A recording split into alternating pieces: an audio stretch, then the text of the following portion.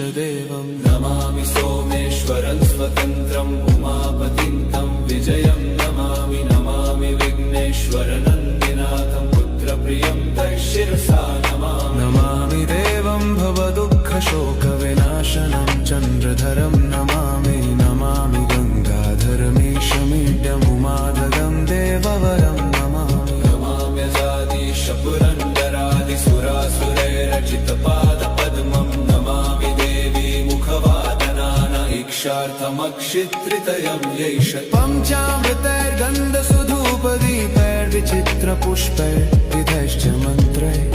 अन्नप्रकारैः सकलोपचारैः